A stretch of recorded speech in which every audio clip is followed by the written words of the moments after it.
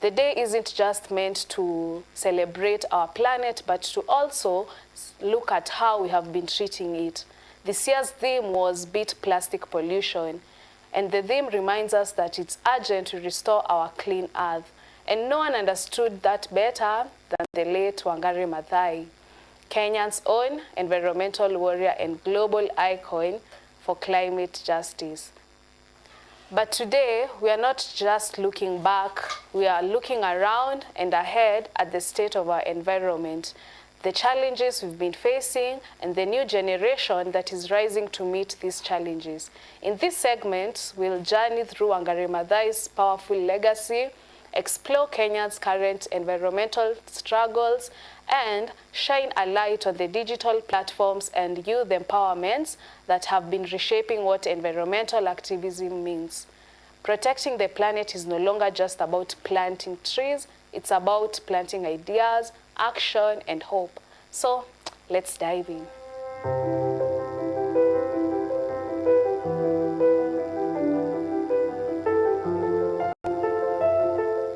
Once upon a time, the year being 1940, a daughter of the soil was born, a daughter who grew up to become a radical woman as years went by. Her name was Wangari Maathai, a woman who believed that healing the earth could also heal the society. Before the world knew her name, before the Nobel Peace Prize, before the tree planting, the protests, the parliamentary seat, Wangari Maathai was just a curious girl growing up in the green highlands of Nyeri. She grew up surrounded by lush hills, clean rivers, fertile soils, and deep respect for the land.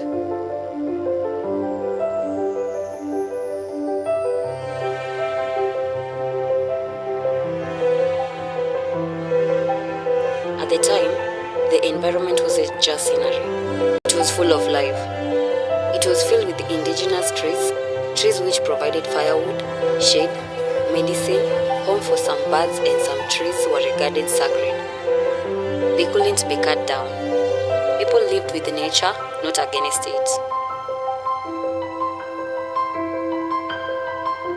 But as she grew older, Wangari Maathai began to see change, and not the good kind.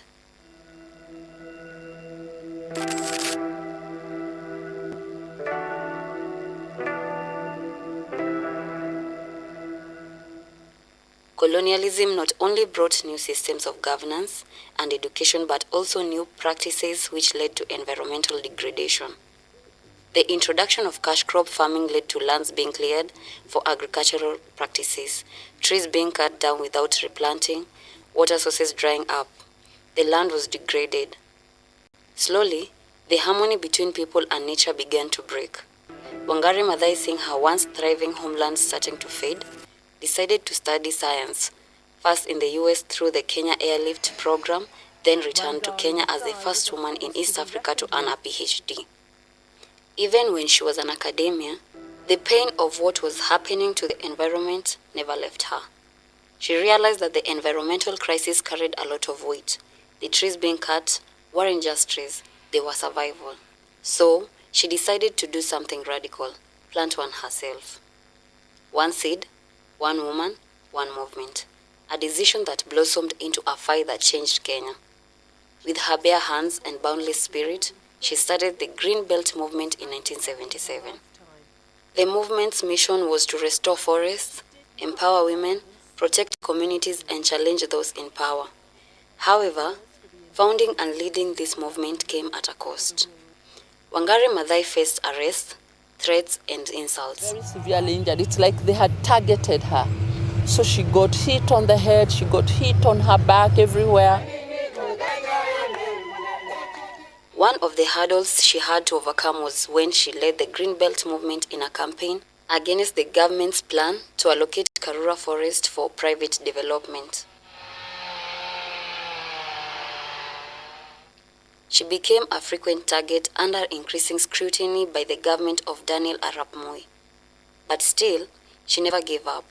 She continued planting trees. As they rose, so did her movement.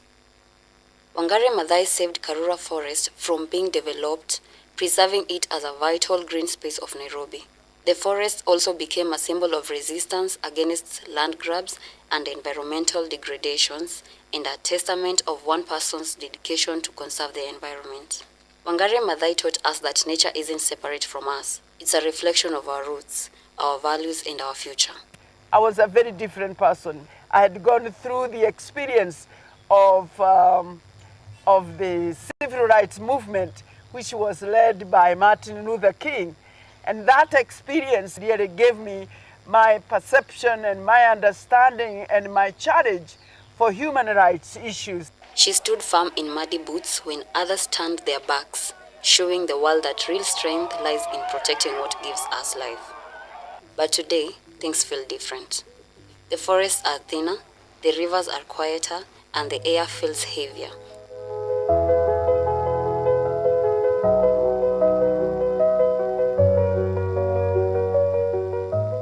Climate change isn't coming.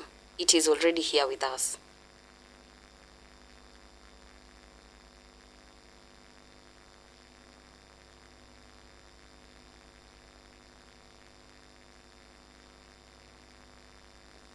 We feel it in the floods that sweep away our homes, the droughts that dry up our dreams, and the heat that scorches our cities. Deforestation is still a lurking monster, especially after the lifting of the ban on logging in public and community plantation forests that had been put in place in 2018. The ban was implemented to address illegal logging, which was contributing to deforestation and loss of forests. Since lifting the ban, trucks ferrying tree logs are frequently seen on major highways, raising concerns among environmentalists about the disregard for ecological balance. Pollution is also on the rise. Industrial activities, vehicular emission, burning of solid fuels, water contamination by agricultural chemicals, poor waste management is affecting our environment. Water scarcity is another pressing issue. Dwindling water resources pose significant threats to both human livelihoods and agricultural productivity. As the population continues to grow, the demand for water increases, placing strain to existing water sources. Biodiversity loss is accelerating. Kenya's key biodiversity areas are under threat due to pressure from drought, infrastructure developments, land use changes, and deforestation. These pressures are leading to habitat destruction and a decline in wildlife preservation.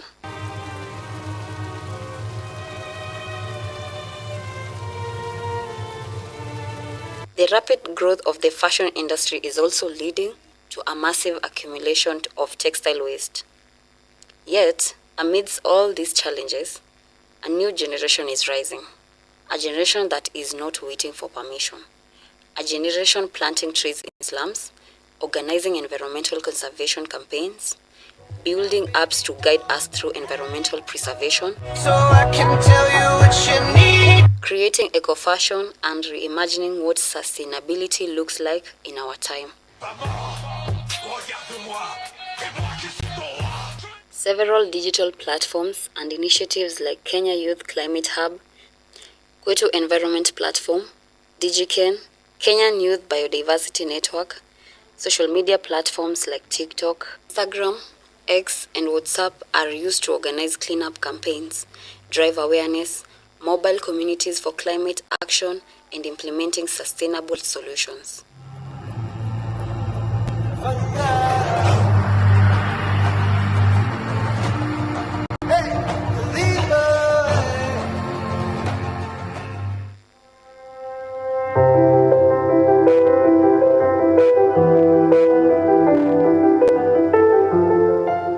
Raymond, niko Githurai 44.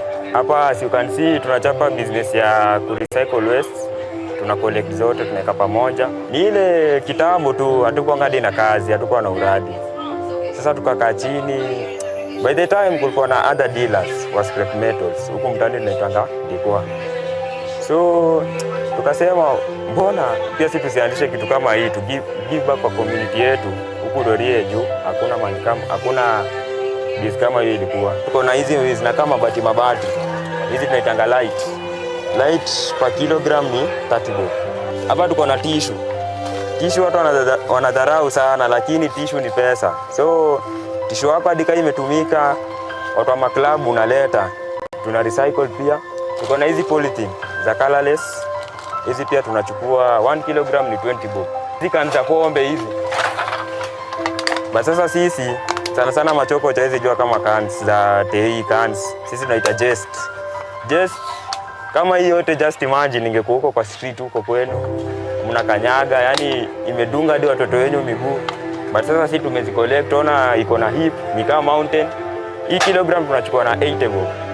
Just 80 bob naleta kilo moja. Tuko na box, cartons. Hiyo tunaita kama kote. Hizo tunachukua na hiyo kilogram ni 10 bob. Hizi mitungi za mafuta, as you can see, kuna kama hii drum iliharibika. Watu wanadharau sana viatu, unatupa. Kama hii ilienda, hii tunachukuanga soles. Nachukuanga hizi soles. So ukiona kama kiatu imeharibika na pia huwezi pea mtu, ni kiatu aibu, unaleta tunapima. Hiyo bado ni pesa. Kilo ni 20 bob. Hizi ni chupa za TI za glass. Kama hizi zingepasuka kwa njia, zingekata watu, lakini sisi tunazichukua. Kitu tunataka kwa accomplish kabisa ni kutoa waste yote kwa society. Sisi tunataka to keep a clean society yenye ni safe kwa everyone.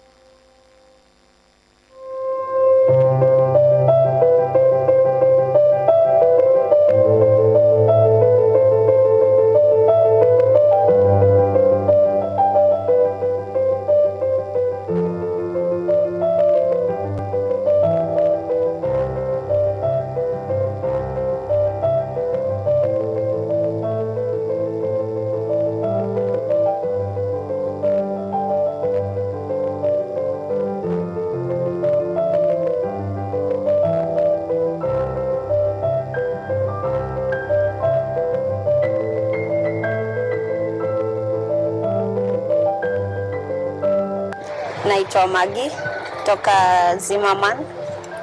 Hapa ni Roysambu, our job location.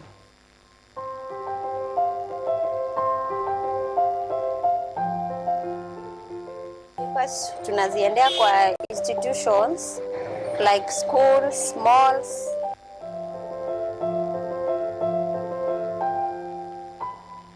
Documents in a institution, zingine ni zina deal na ma transactions zenye wanafanya, so hawawezi kuuzia hivyo tu, so they must do something.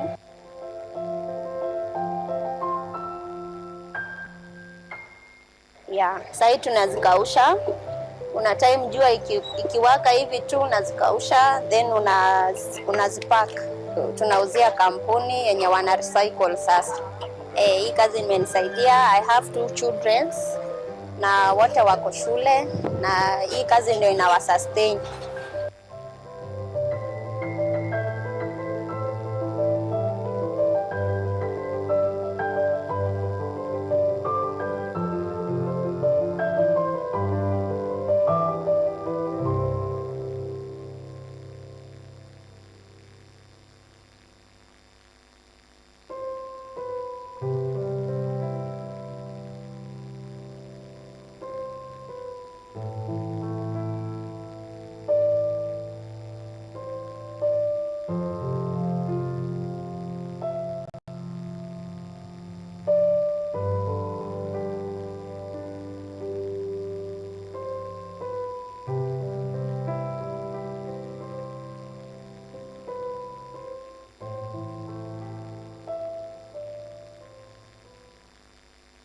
We have the tools, the passion, the creativity, and the voice.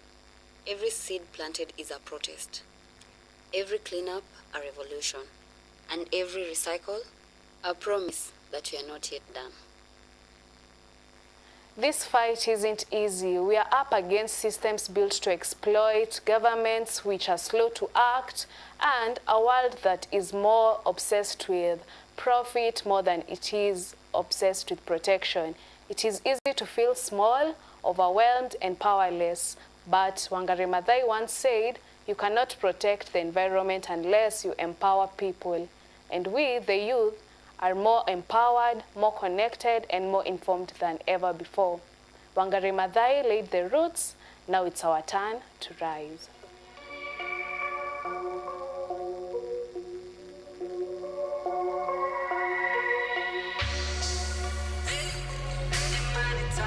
All right, good morning. And there's a greeting that I have to make. In the spirit of all cousins, hi cousins back at home. Thank you so much for tuning in to Biashara Tuesday this morning. It is a week where everyone is apparently cousins, so we are a family and no one should be meddling in the family issues. I don't know who that person is who is meddling in the family businesses or family issues, but it's such a pleasure to have you aboard this morning on KUTV Rise Today, Biashara Tuesday. I'm ANYANGO SYLVIA, and we have a lot just happening on your screen in the spirit of celebrating International Environmental Day, which was on 5th of June 2025. That was last week on Thursday. We had a dig into what was happening in the previous years and what is currently happening. The late Professor Wangari Maathai was a really good champion, or a great champion of conserving, maintaining our forest. And that included Karura Forest, which she really championed for it to be conserved. But at the moment, as we speak, things are really changing, and we've seen encroachment into forests, we've seen land grabbing, we've seen recently, we even seen cemeteries being grabbed. So in the spirit of fighting for our environment, it's high time, as we have been told on the feature that was just happening on your screen, that it is high time we maintain or we conserve our environment. Now, this morning also, I've just informed you that we have a lot in store for you this morning.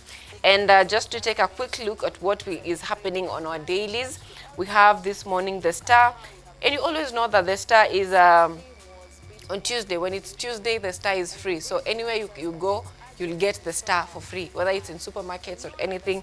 And we have so many government tenders and jobs that are listed over there. So in the spirit of looking at what is happening in our country, we all know that a lot is happening. And just to take a quick look at what the dailies are telling us this morning, beginning with the Standard, which is quite bold. The Standard says blood on their hands, and this is Inspector General Douglas Kanja. We have the DIG, we have Muhammad Amin, and we have the OCPD, Nairobi Central Police Station, that is been Okai. We have the three faces which are presented to us this morning, and the Standard says blood on their hands. It is yet again, these faces are appearing just the same month as 2024, when we had the same faces also appearing during the Gen Z protest. And this time, it is appearing for other reasons. And the reason is, because the presence of DIG Police Service Eliud Lagat at a press conference where the IG mentioned his complaint, now at the center of investigations into the death of influencer Albert Ojwang, was a show of impunity. In civilized democracies, the DIG should have resigned after his name cropped up in accounts explaining the death at a police station. This guy, Muhammad Amin, whose officers tortured Ojwang, and Nairobi Central Police, OCPD, should also be held responsible. That story is on page 2 and 3 of the Standard. It's an explanation, or rather a dig deep into what happened to Albert Ojwang, who was arrested on Saturday, taken to police custody, transported all the way from Homa Bay County to Nairobi County, and in the hands of police, he lost his life, and the police allegedly say that he hit his head and that was suicide. So that is something that is a very strong conversation this morning, and it has also been given prominence on the Standard. That's the only story the Standard is having on their front page. There are other stories inside the Standard, so you can take a copy and look into it. Most of it is in relation to the death of Albert Ojwang. On the Daily Nation, we also have a similar headline, but this time it says the commanders, and it has listed Inspector General of Police Douglas Kanja, Eliud Lagat, who is the DIG, Deputy Inspector General, and Muhammad Amin, who is the Directorate of Criminal Investigation boss.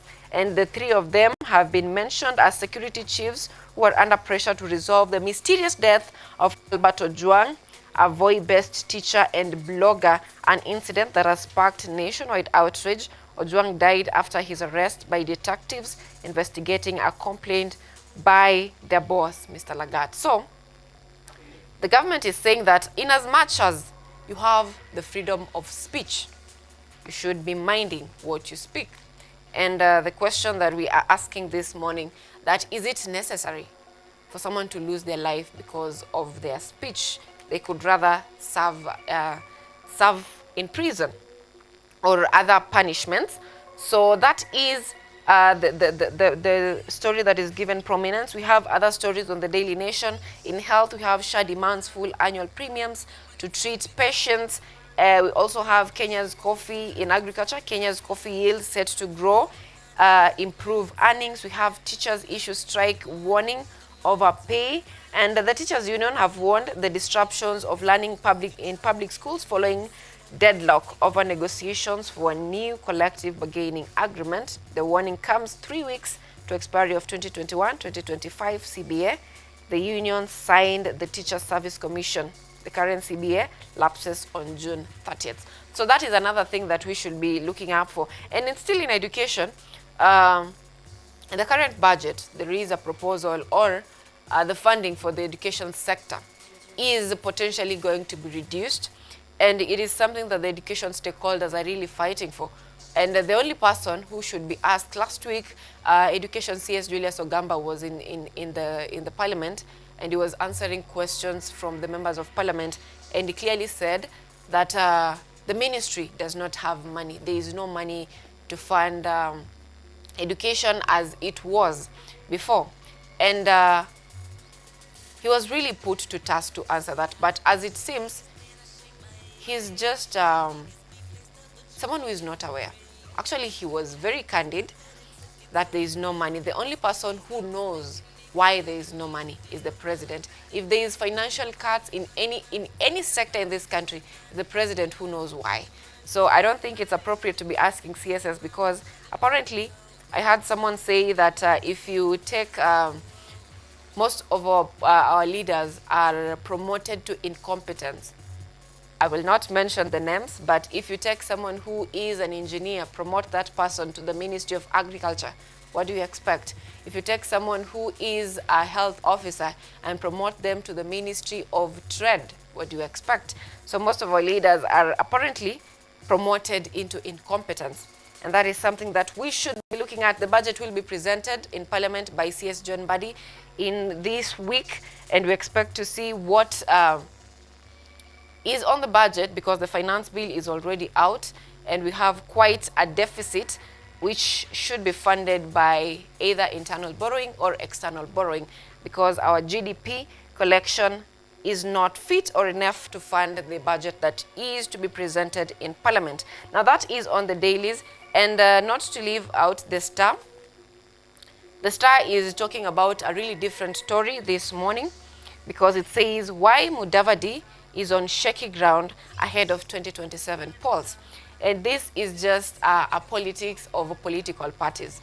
When former Deputy President Rigathi Gachagua was ousted in office, the only complaint, or the major complaint or comment that he was getting, is that he got into government without his own party.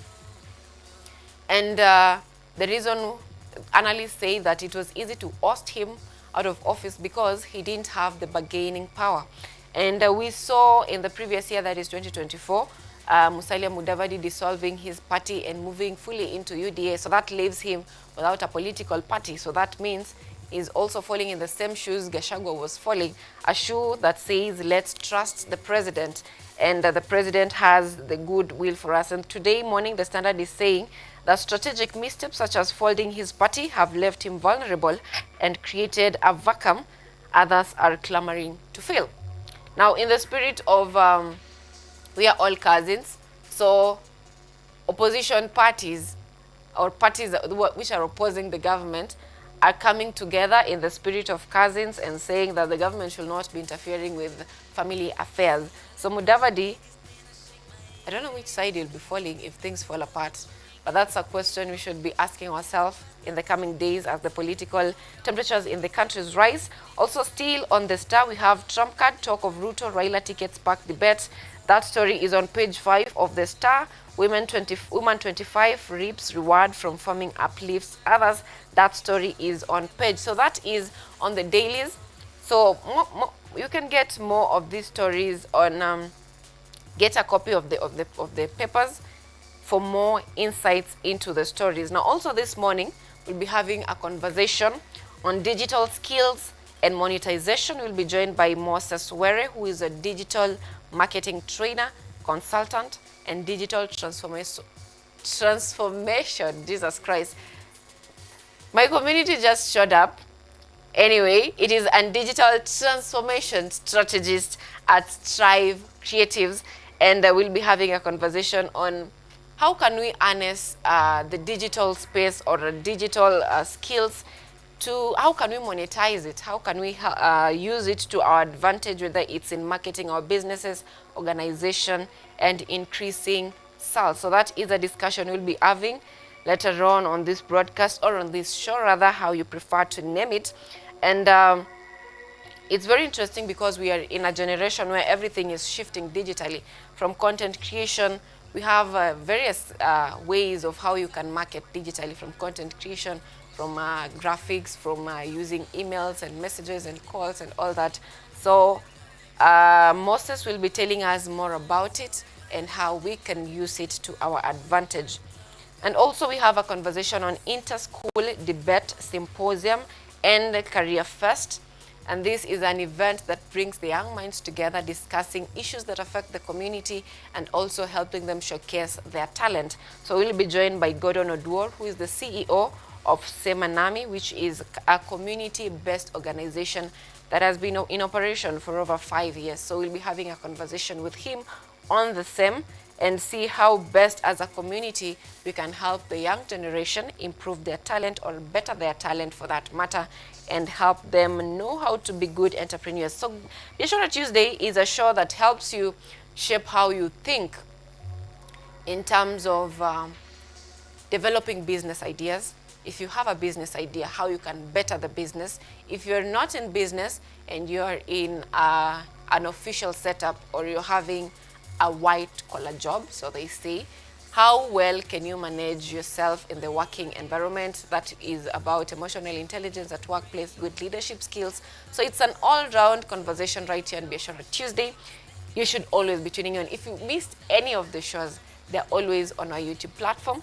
That is KUTV Kenya, which has over 70,000 members who are always there on board with us as we share these insightful ideas on how we can become good entrepreneurs. Now at this point, we'll be taking a look at what is happening on our roads and the weather situation.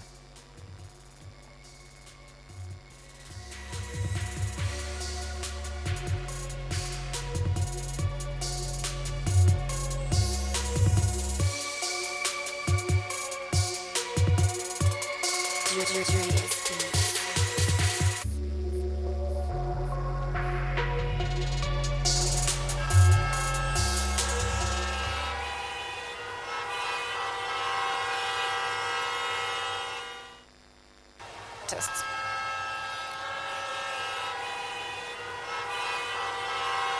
Not really protests like what we saw last year, but it was a day where there was demonstrations in town, where those who were supporting Albert or who were demanding justice were protesting around the central business district and the central police demanding accountability. For that reason, we saw snarl-ups around tributaries leading to town. Yesterday also we had an accident on Kiambu Road where a matatu lost direction and overturned, and we had snarl-ups along Kiambu Road also. We had 2 people die. That's so unfortunate, but that led to traffic situation also on Kiambu Road.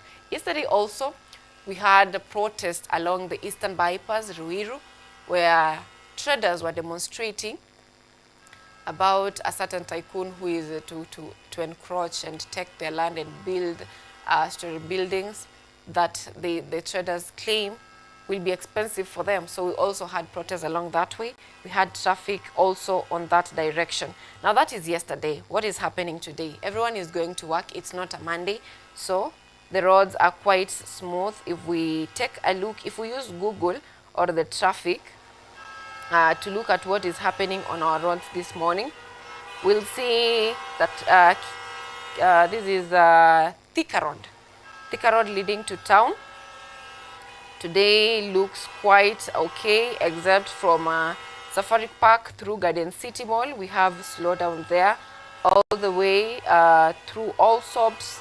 It's not small, it's actually big, to Pangani Interchange, past Muthaiga Square. People coming from Kiambu Road and those joining from Thika Road getting into Ngara. If you can use an alternative route, that will be fine for you, because we have heavy traffic leading to that interchange.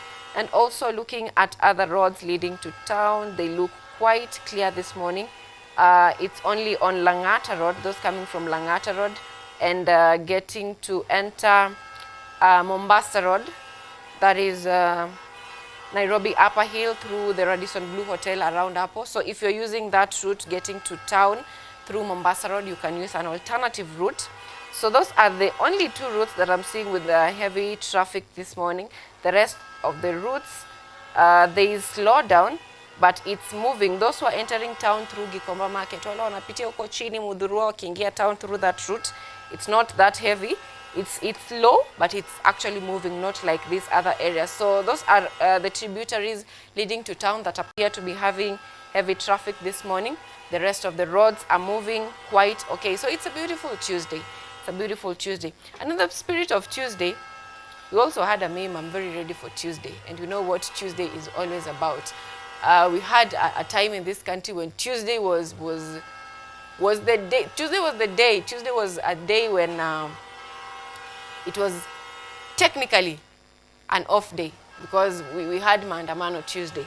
I hope that does not happen, because I've already seen campaigns against the Finance Bill 2025, and the people I've talked to, I don't know if they are funded or it's just the displeasure of what is happening, and they're saying that it's they're going to hold Maandamano to stop the Finance Bill. And we've also had Kimani Ichung'wah say that those who are planning to make June 25th a public holiday will not have chance. He says that the only person who is capable of allowing a public holiday is the Interior Cabinet Secretary under the Constitution. He's the only one who is allowed to gazette a day as a public holiday. So I don't know, for you who is planning to have a holiday on 25th June, I don't know how you will manage that. Now, that is on the road situation. And on the weather update, here in Nairobi this morning, it is very cold. Very cold. And just to take a look at what Google is telling us this morning about the weather situation, this is moving quite slow. But let's see what Google says. So it's weather in Nairobi. Right now, it is 16 degrees Celsius. Feels like it. I see now why it's very cold, because it's 16 degrees Celsius. Normally, we're always around 21 degrees Celsius, and it feels like 23 degrees Celsius. And throughout the day, we have a cloudy situation throughout the day. No sign of rainfall. Precipitation is at 0%. It will definitely not rain today, but the temperatures shall be very cold. Now, that is on the weather situation here in Nairobi and the traffic situation.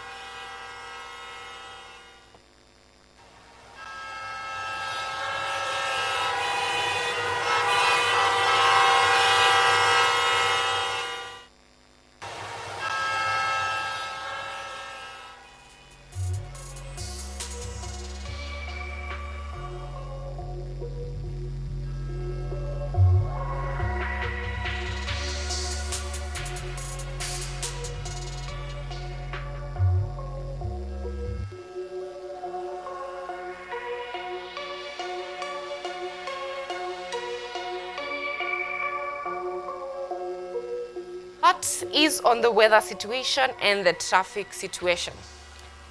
Now I want to tell you about a very interesting situation. Last week, I was telling you about why women should be working and the theories surrounding that. So we had several theories that surround that. And over the weekend, this weekend, we had an award session or a gala that brought together women in different fields. We had CEOs, we had entrepreneurs, we had political leaders, we have leaders in various sectors, we have community-led leaders, we had football champions or sports champions, we had those in media, we had those in entertainment, we had those in acting and everything that makes a woman or makes a woman outstanding. So this was brought together by Independent Kenya Women Awards at Kasarani Sportsview Hotel, and it was an awarding event that was awarding outstanding women in different fields. That is from, I have mentioned, from business, leadership, entrepreneurship, and all that. Now, Kenyatta University, having been represented by yours truly, looking at you at the screen right now, brought home the Emerging Media Personality of the Year 2024, not 2024, the Emerging Media Personality of the Year 2025. And it was such a pleasure to represent Kenyatta University because, as we all know, this is a station that is dedicated to building outstanding journalists, and that is what we do best, producing the best.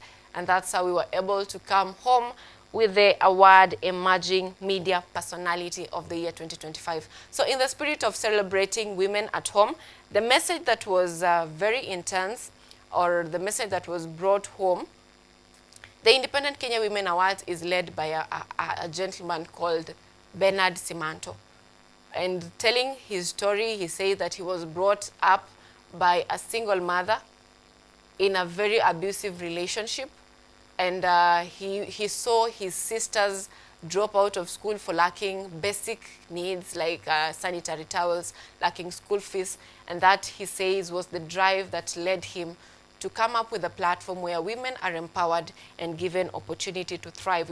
We had several men in the occasion or in the congregation who took part in encouraging the women. We had, in fact, a highlight of the conversation that the panelists had, because we had the guest speaker who is the First Lady of Narok County. So the highlight of the discussion was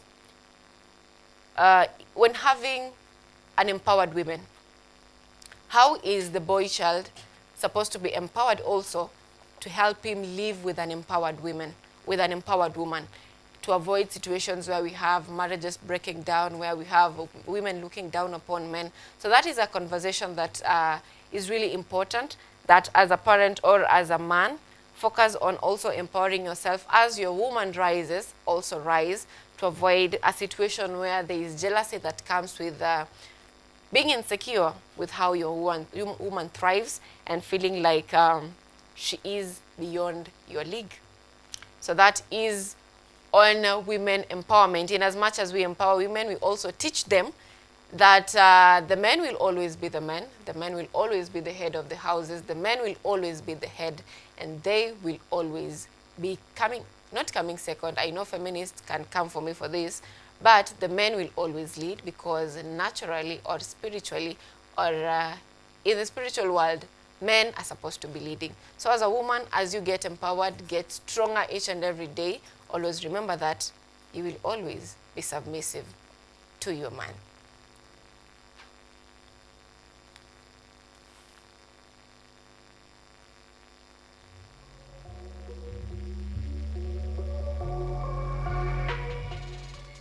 Okay, my name is Dr. Agnes Mtutu,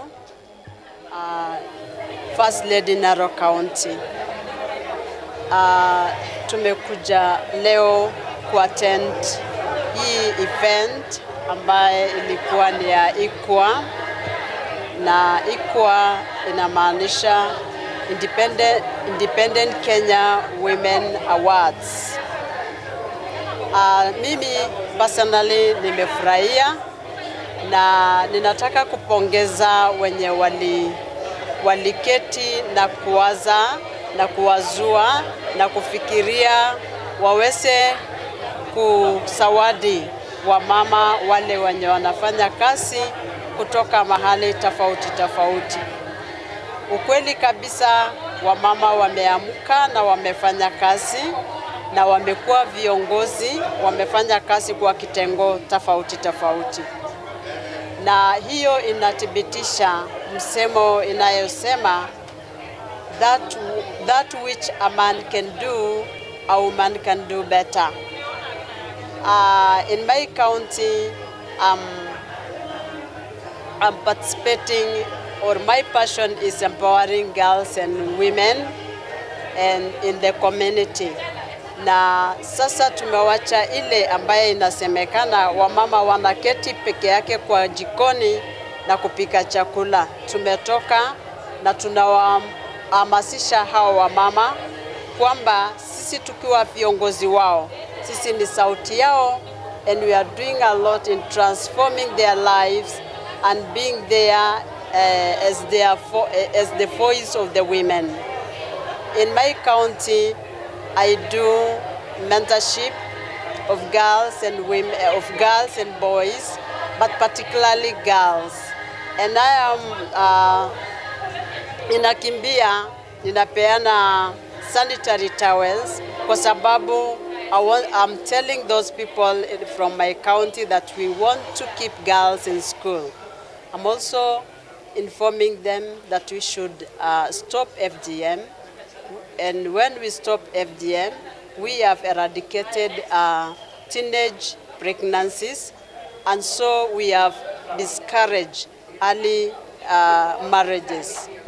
Na kwa hivyo tunatembea kwa kuempower hawa mama economically and even inspiring them na kuwaongelesha mambo ya usafi ya mazingira, mambo ya usafi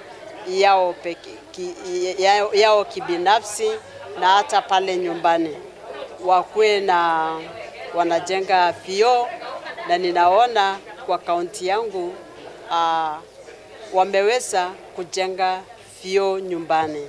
Mazingira pale nyumbani yamekuwa safi, wamewacha kuchafua chemchemi za maji, wamepanda miti kwa wingi, na tunajua pia miti tunapo kufanya awareness ya kwamba upanzi wa miti ni muhimu, itatusaidia baadaye na itafanya kaunti yetu ikuwe green na Kenya yetu nzima. Kwa hivyo hiyo itafuta mvua, tutapata pia vyakula kwa wingi na mambo mengine mazuri yatakuja. Kwa hivyo pia nikitembea kumenta wasichana na vijana, huwa ninaambia boys are there for change, and they should be there for their counterpart girls and watetee wasichana wao pale nyumbani. Vile vile huwa ninafunza hao vijana waachane na dawa ya kulevya kama pombe na dawa zingine mbaya kama miraa, bangi, ambao inadhuru vijana wetu, kwa sababu kama hatuna vijana, kama hatuna wafulana hasa, hatuna jamii ya kesho. Kwa hivyo nikitembea pale shuleni huwa ninapeleka pia nguo za ndani za vijana kama boxer, ili wasione wasichana peke yao wanaletewa sodo na mtoto kijana amewachwa kando. Kwa hivyo ninajaribu sana juu chini kujaribu kuinua both genders, because wafulana wameonekana wamewachwa nyuma kidogo. Nimekuja hapa pia nimepata award, na hiyo award nimepata ni ile ya kuniamsha niendelee, ama kunipa motisha niendelee kufanya kazi zaidi ya ile nimefanya. Na hiyo zawadi nimepata si yangu, ila hali ni ya watu wa Narok County nzima. Na nikipata leo hiyo zawadi, hiyo itakuwa inaamsha kina mama wengine wafanye kazi kwa bidii, kwa sababu wanajua kuna bidii mbele.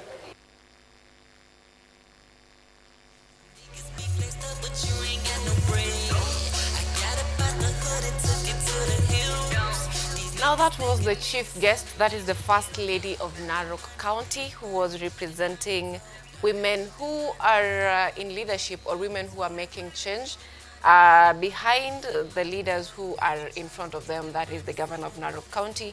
And as she has said, empowering the girl child is important, but at the same time, empowering the boy child is also more important, because the reason why we are having gender-based violence often is because we empower the girl child forgetting the boy child.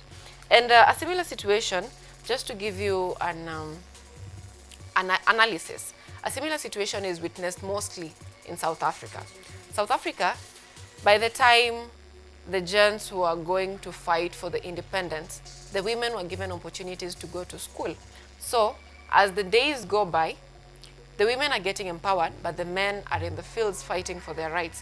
So when time moves, the woman is more elite than the man. And what does the man do to get the woman to submit? Use violence. That is the only thing that the woman cannot have that the man already has. So that is why we have so much cases of violence in South Africa, so much cases of assault, so much cases of, you know, a woman being pulled down or violence generally. And this is a situation because the woman was empowered, but the man was not. That's the same situation in countries where men go mostly to fight and the woman is left behind, empowered. At the end of the day, we have so much chaos because, as I said earlier, the man will always be the lead, and he will do anything to get to be the leader. So, in as much as you empower the boy child, the girl child, don't leave the boy child behind. And a case was mentioned also that when you're doing your shopping for your kids, the girl is given so much shopping, given an abeba a lot, but the boy child is only given soap, tissue, rangi, and that's it. So what happens to the emotional well-being of this child? He says that, okay, I'm neglected. Yes, I'm a man. Yes, I need to survive, but I am also your daughter. I'm also your child. So in the same spirit of supporting women and providing a safety environment for them, also provide them for your boy child, because it's not just about them being men. There are also situations where if your child is not having a good self-esteem, there are cases of sodomy, you know that. And I can talk a lot about what happened into the event. Let's now look at how the event looked like, the pomp and color, and what was like about the event.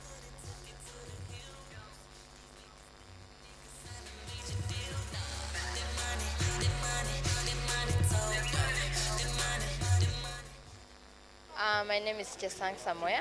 I'm from Wasingishu County. My one word with the event is that I call upon all leaders, all partners, and all individuals who are willing to invest in girl child and youth at large, not only the girl but also the boy, to do so, because there's a lot of gap that is needed to fill. And when young people such as Babu come over, they should be supported, and we understand the gaps where they exist. Thank you.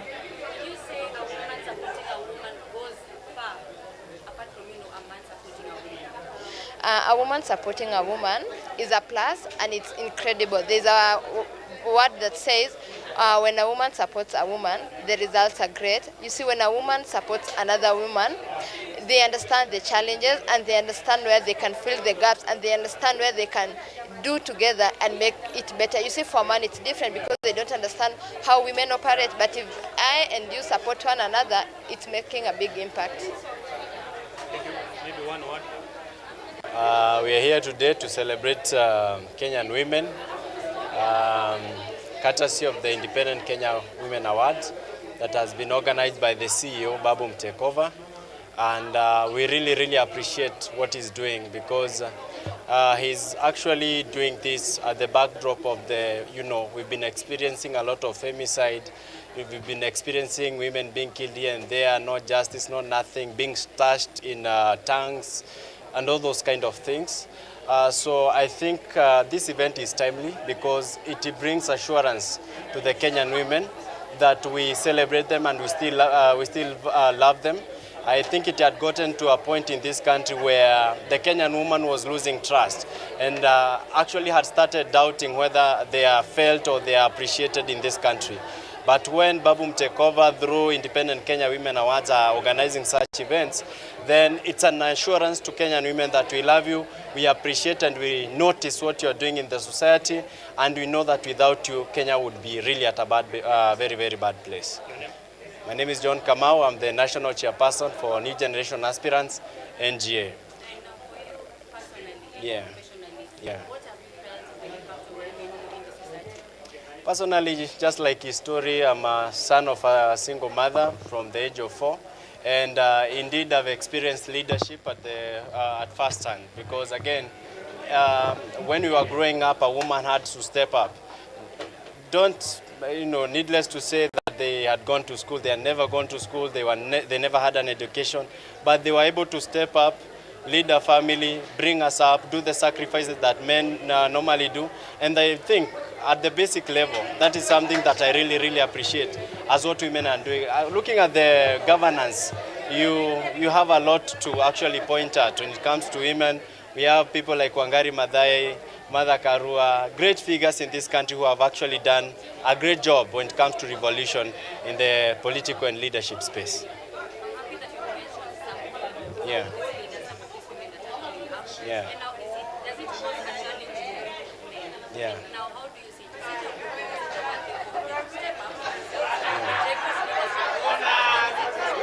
Yeah, I mean, over time we've seen a lot. Women stepping up and actually doing a very, very commendable job. In fact, every woman that has been awarded today is a sign that they are doing something impactful in the society. And therefore, as men, we really, really appreciate it, because then we have changed the culture that used to be where women were just observed or seen to be, wives, housewives. They couldn't go beyond that. But right now, even in the political space, they are coming up so well. And actually, we are one of the proponents of the idea that women should actually be elected to an extent that men are now begging to be appointed, the space that goes to women representatives. I'm a big proponent that one day, I dream that one day, men will be taking that position because they'll be minority when it comes to the elected leaders. So women across the country, keep showing up, keep shining. You have all it takes, and you've proven time and again that you can shine and you can do really, really great when you decide to do so. Thank you very much.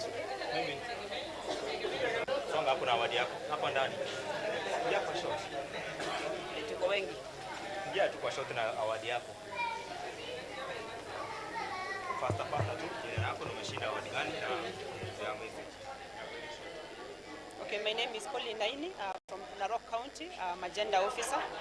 And today's award, I was nominated as a humanitarian activist of the year, but I've been awarded with a digital empowerment award, which is telling us that we have the spaces in the community to be able to air out issues that are affecting women. Women being awarded means that they can be able to stand out in platforms and fight for their rights, and also be able to protect the girls that we are bringing up to be tomorrow's leaders.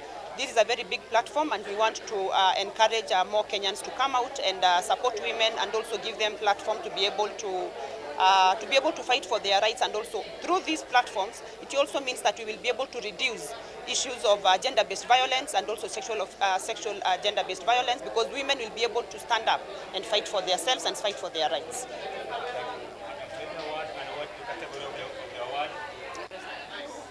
Joan.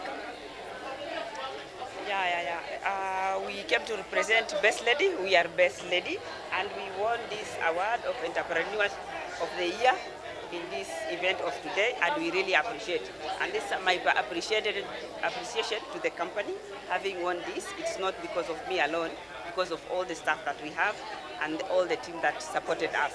This is the speech I have for them. Good evening, evening, ladies and gentlemen. I stand before you tonight, deeply honored and grateful to receive this Business Women Champion of Year award. The recognition is not mine alone. I want to begin by acknowledging my husband, the pioneer and managing director of Best Lady Cosmetics. His vision laid the foundation on which we have built a business that continues to serve and empower people. To our two amazing daughters who have joined us in this journey, I thank you for carrying the dream forward and with such grace and strength. To our incredible Best Lady staff, your commitment, loyalty, and teamwork have shaped who we are now. And most importantly, to our customers, you are the reason we are here. Your trust, loyalty, and continued support have brought us this far. This award is just as much as yours as it is mine. To IKWA, thank you for this platform that celebrates women who lead and serve. I dedicate this moment to every woman working to make a difference in business, in the community, in family. When women rise, everyone rises. Thank you so much, and may God bless you all. Thank you, Mrs. Karanja, Tekla Karanja. Thank you so much for having us here and having this award. It all goes.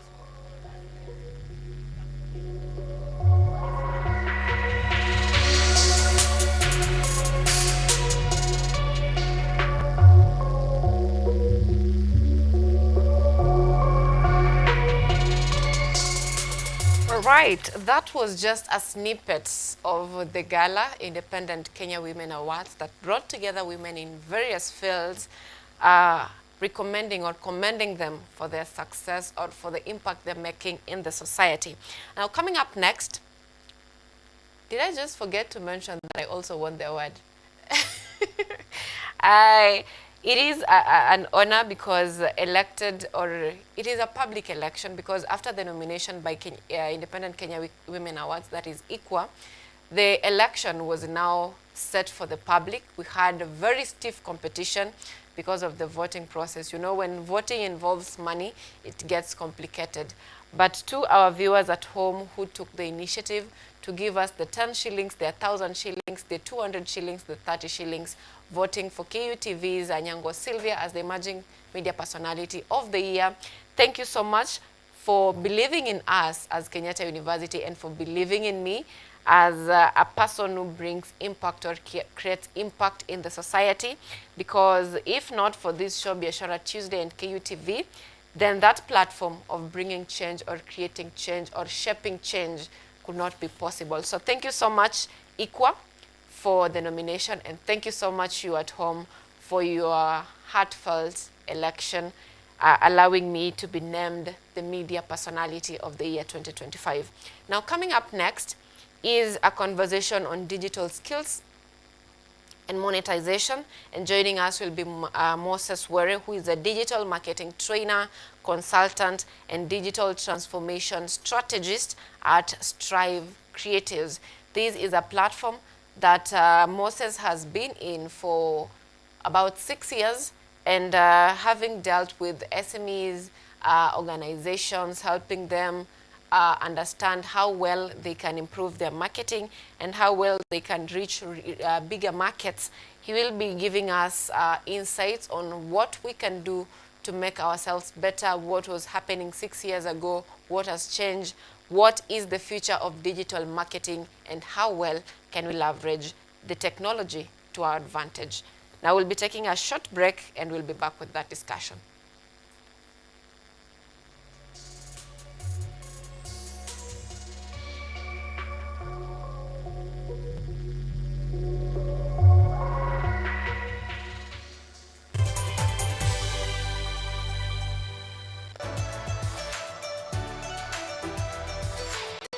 So my name is Jakub Petri. I'm Associate Professor in the Institute of Philosophy of Jagiellonian University in Krakow, Poland. And I'm the main coordinator of the Cafe project, which is being here hosted by Kenyatta University. My name is Ewa Hudoba. I am a project manager in this consortium. Keep watching cutting-edge research at Kenyatta University Television. Are you healthy, or rather, do you maintain a healthy lifestyle? According to WHO, health is regarded as a state of complete physical, mental, and social well-being, and not merely the absence of disease. Welcome to Focus on Health, a show on all matters health, wellness, and lifestyle.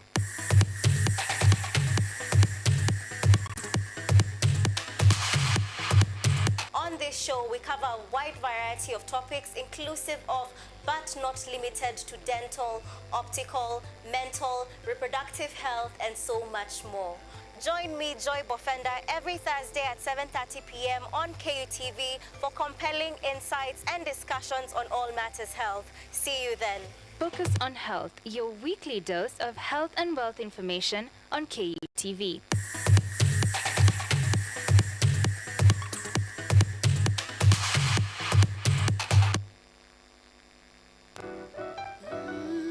Miti miti, panda panda, miti miti. Our planet's future is in our hands. However, there is a threat to the brightness of this tomorrow.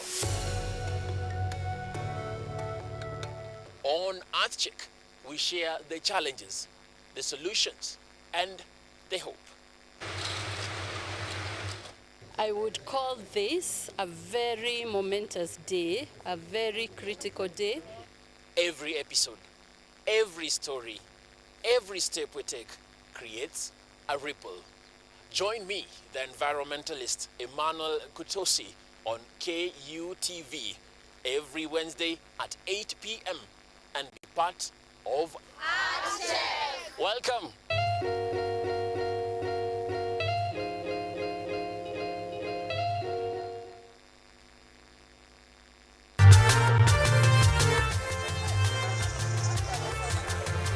Ni nguzo na uso wa jamii.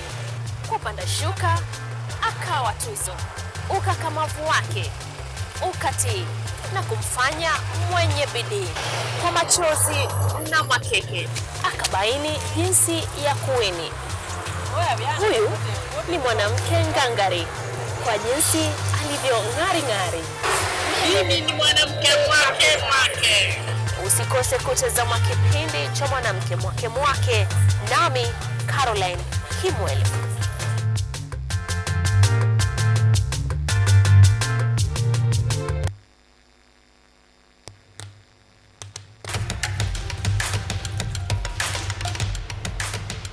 Access to knowledge.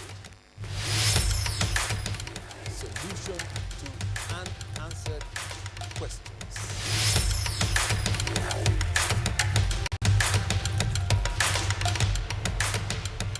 Guidelines to pursuing your rights and repossessing your property, intellectual or material. This and more only on Law Matters.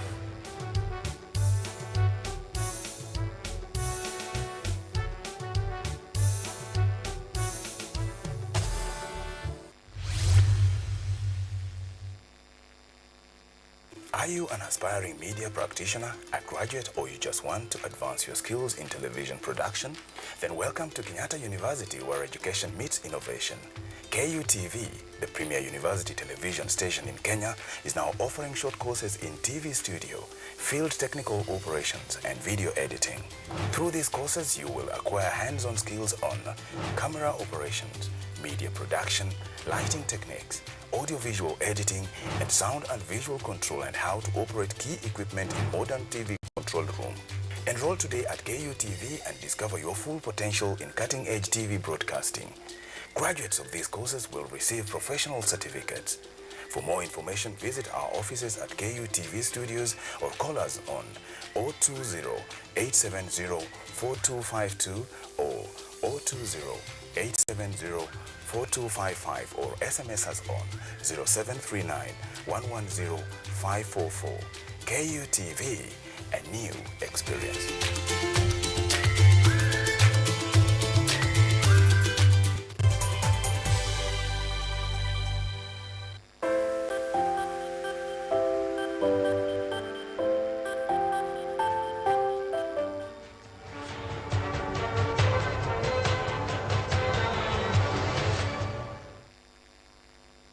This is Biashara Tuesday on the lounge, and this morning we are to have a conversation, or we are just about to have a conversation on digital skills and monetization. So everyone is always talking about, you know, going digital. Tumetoka analog, tumeenda digital, and the trends are shifting. Previously, we had these salespeople walking from door to door, telling you about a product and how well you can, how the product is going to help you. These days, we have reduced number of salesperson who walk door to door telling you about products. This day, everything is digital. We are all going digital. But then, with the change comes another problem of how can we use this digital skill. I mean, it's okay, we know that you can do online marketing, but how? Now that is where our guest this morning, Moses Were, comes on board. Moses, karibu sana on the show. Nimeshukuru umeanza na Kiswahili. Kwa majina naitwa Moses Were. It's really a privilege to be hosted by KUTV today as I speak about digital skills and how you have summed it up. Like everything is now going online. So this is a great conversation. It's not just about businesses, but it's also about the future of employment, which we need to speak about. Because we have seen the Gen Zs are coming up. We are using the internet. Businesses, everyone is trying to showcase what they are doing. It be on TikTok, it be on Facebook, it be on LinkedIn, so that they can just showcase what makes them unique. So it's a great conversation to have this morning when we talk about the current state of the digital space and the future of employment and business. Very interesting. Thank you so much. Now, before we get into discussing all these things, can you give us a brief story about yourself or a brief introduction so that our viewer at home can understand who is Were and why do we need to listen to him this morning? Were is a great gentleman. I sum it up like that because the journey in this space, particularly in the digital space, has been very, I would say, impressive.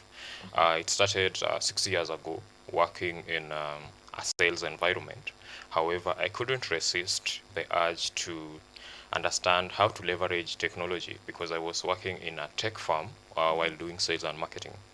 There's a day I had a very heartbreaking experience when I lost a deal worth over 2 million and we were having a conversation with a client who was checking between our website and the next party's website, and only then I had social media marketing skills, meaning I could not have the opportunity or the capability to update the website. So that's what made me be more enthusiastic about technology and understanding how they work.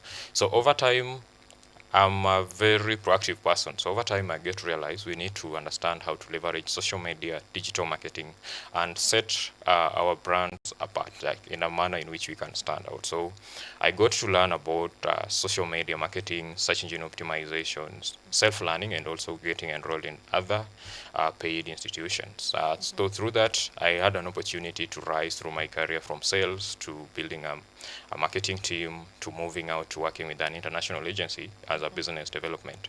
So through that, I had an opportunity to interact with very many, I would say, skilled managers in various organizations because I was working in a digital agency. So I observed a skills gap, and that's what pushed me to founding Strive Creatives, which currently bridges the gap between real-world skills and the theory that has been there. So what are these gaps that you realized? I think the gaps are being many. First, we have misinformation, especially when we look at the C-suite executives and the Gen X or our older parents, whereby they believed still in the traditional methods of doing business transactions. So you find that adapting technology is one key area that they resist over time because we have technology which has come here. They look on the cost factor while they still rely on the traditional means without giving us young people the opportunity to showcase to them what it means to leverage these digital-first systems. So they spend a lot of cash, they resist information, and then there is also fear of going online. You find that some professionals, they come to the academy, they learn, they are the best, but still they are afraid of showcasing what they do. Yeah, I get that. Yeah, so if now assume you are a student also and you are not on LinkedIn, let's just use that simple format. You never know, you'll get employed maybe in 2030 while someone has a job today because he has just learned a digital skill. So those are the things you miss out by not leveraging technology. You know, I had someone once say, this one is a millennial. Actually, I don't know why he speaks like that because he's a millennial, and then I was like telling him, you know, ChatGPT sometimes make your work easier.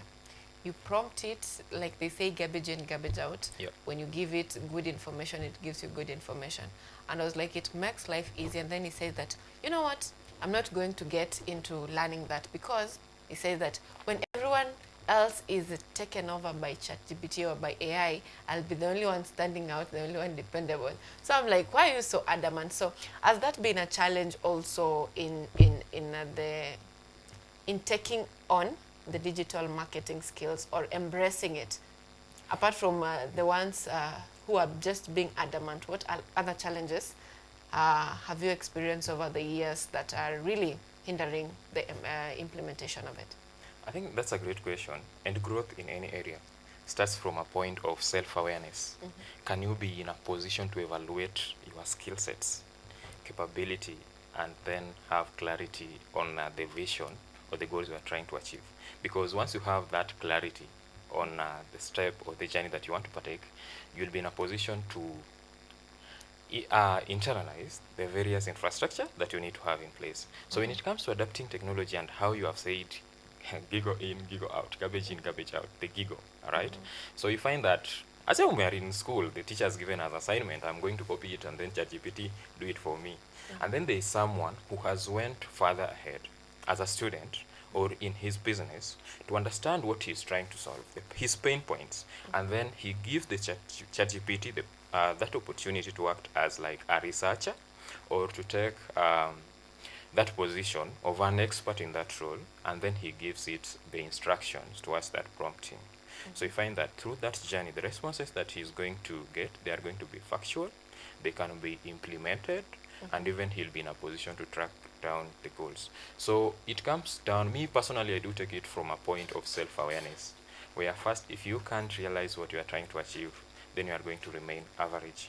So if you remain, if you are still resistant to technology, know that you are going to just diminish from the online space, because if 3 people can stand up while you are standing and then they'll get taller, assume you have, sorry for using this example, we have Sudanese who will grow short, so fast, right? And then you are like, we have some people who are always short.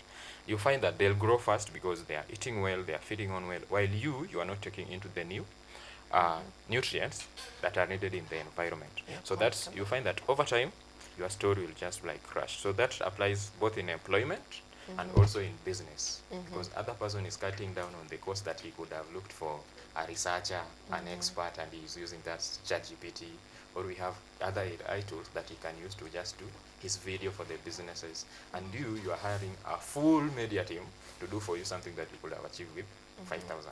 So you find that the business will definitely collapse if it resists. So the problem is just being comfortable with where you are, and then it makes you, you know, you're just in a box, you're not seeing beyond that. Yeah, comfort zone kills, and then resistance to information, and then also lack of curiosity. Yeah, because so what do you think are the essential skills that are required for an entrepreneurial venture when it comes to digital marketing? That's great. However, the first key skill, I'm not quite sure if it's a skill, but curiosity. You know, curiosity kills the cat. So it's the first thing that you have to put first. And then that's number one, because it's going to give you an opportunity to understand the journey that you are trying to work in.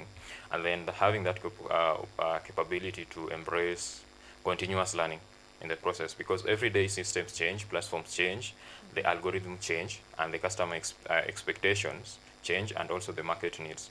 So you have to have that mindset that's open to learning from various spaces. So through that, you'll be in a position to adapt and also evolve and grow your business. And then from there, you need also to have good, I would say, communication and networking skills. In as much as we see technology, adaptation of technology or marketing skills as a technical area, first you need to just have these human-related skills. Because once you have that capability to be curious, it means that you are going to learn because you are researching about it. And then there is that aspect of agility. One thing that I believe sets the greatest minds or business owners apart, and the CEOs I've had opportunity to talk to, is that their capability to spot an opportunity, and you do not wait for someone to remind you. You act on it on the spot. So those 4 characteristics, if you can embody them as an individual in any field, not just in marketing or in the digital space, you can just stand out within 6 months, not even 1 year. Okay, interesting. Yeah. Now, with digital marketing, comes, you need to analyze data. Who are your buyers? How well are you selling? So it comes with data analysis. It comes with, data collection and all that. Does this make digital marketing more expensive compared to the old version where, you just go to the market, someone tells you, I don't like your product, and then you're like, okay, fine, what do I need to change? Like, you're getting immediate feedback. Do we consider digital marketing expensive than the older version? Just like when we are looking for doctors and engineers, we have various categories. We have the nurses, then we have the various, how do we put them, specialists. So the same applies in digital marketing. So digital marketing, I wouldn't say it's expensive or it's cheap, but it's valuable. And in each area, based on your budget, I do put it like that, you'll be in a position to get results that are in relation to the investment that you have put in that particular area, because you can't be investing with 20,000 and expect to get 1 million. However, if the higher you invest in a particular area, it will relate to the results that you get. However, there is also another aspect where I would say digital marketing is also not cheap, because depending on the level of expertise of the individuals or the agency you are working with, and also based on your goal, you'll find that you'll have to invest to the lump sum or the amount that equate to the proportion of your expectations, because that's what's going to achieve that's what's going to help us achieve our business goals, and also for us as the experts or your partners to meet your expectations. So if you come with a 10,000 budget, maybe you can just start working with an intern. But if you have a budget from 50,000, you can now hire an expert. Because in as much as we talk about digital skills, we also have to look into fair compensation for the people we are working with. Now, becoming an expert, does it depend on the number of years or the period you've been in school, or you've taken your lessons, or it just depend with what type of skill do you have? It started with curiosity.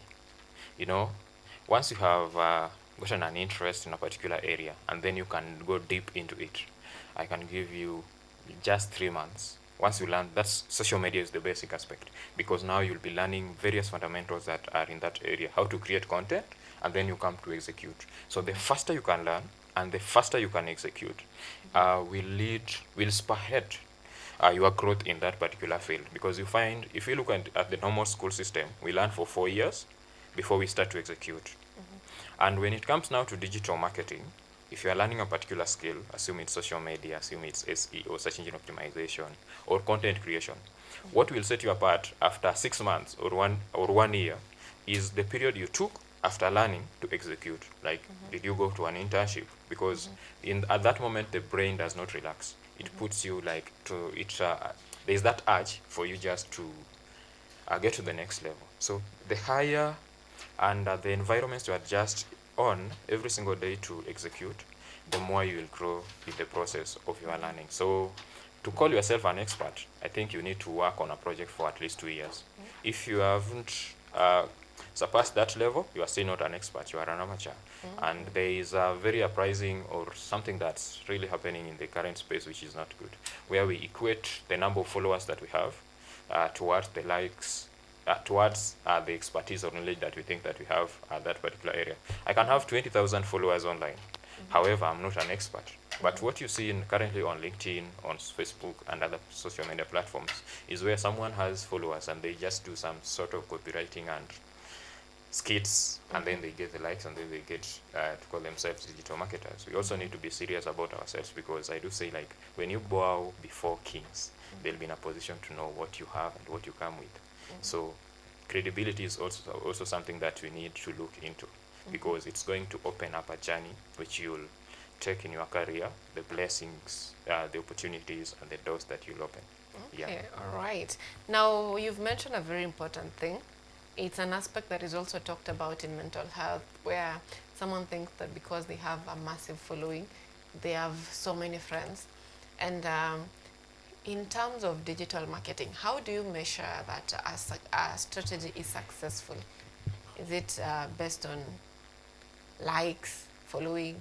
How do you measure that, okay, I use this strategy in marketing this product and it is successful, and know that this is exactly the right thing that I did, this is the wrong thing that I did, and drawing lesson from that, what next can I do, right or wrong? Oh, that's amazing. Digital marketing is a very practical field, and you can't self-love and also you can't feed on fluff when you do not have money in your business. However, the likes and followers may count in various areas. There are some professions or industries that they do not count. Assume some of the in every business aspect, or even if I'm investing on my personal brand as a speaker, I'll look into first, I need to have some goals. What am I trying to achieve on TikTok? What am I trying to achieve on LinkedIn? What am I trying to achieve on Facebook? Because to some extent, we also have paid ad or media buying that we can leverage to achieve some specific goals. Is it visibility? So by understanding the first, my KPIs, the goals I'm trying to achieve, will be very great in the beginning, before even looking at the likes. I do call them vanity metrics. So when you come to measuring success on the social media marketing, first you need to be clear about your goals. So after that, if you want to measure if your campaigns or online presence is actually paying back, I think you can look into first the goal that you are measuring towards against. So assume you are promoting a particular product or service, and you have been sharing content that is valuable for that audience. So you'll be looking at the inquiries that you are receiving per day or in a month, and then you compare it against the conversion. Like how many people inquire about this product and service, and how many people are transacted through the inquiries. So that one I'll be in a position to track the performance. If I'm investing on my personal brand and I'm asking for people to book me for sessions, assume in my content creation journey, I always share a form for people to sign up.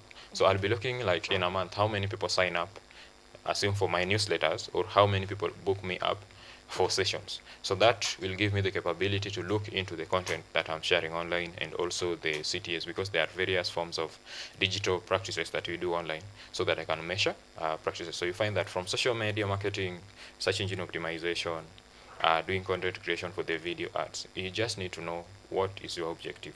Because some people also just share content so that they can achieve that aspect of credibility, thought leadership, and they can be seen. So goals are different. Yeah. Very interesting. For bigger companies, it is easier for them to get people who are doing the marketing for them. Yeah. But now let's talk about the small businesses, because I've just begun a shop by the corner of my place, and I want to market this digitally. How do I get to do that? Because it's like a sole proprietorship. I am the marketer, I am the partners, I am the board, I am everything. So how do I get to harness digital marketing as a small business? Wow, that's great, and I believe most audiences who are viewing this will benefit. So the first thing that you need to know, despite having the products and services, get to know, who am I trying to sell to? Who are you trying to sell to? So if you're a small business, assume you are dealing with shoes like the ones I'm wearing, you need to know, who am I trying to sell to? And then once you have identified that, like the target audience, right? So get to know which platform can I best connect with them, all right? Which platform can I use so that I can connect with them?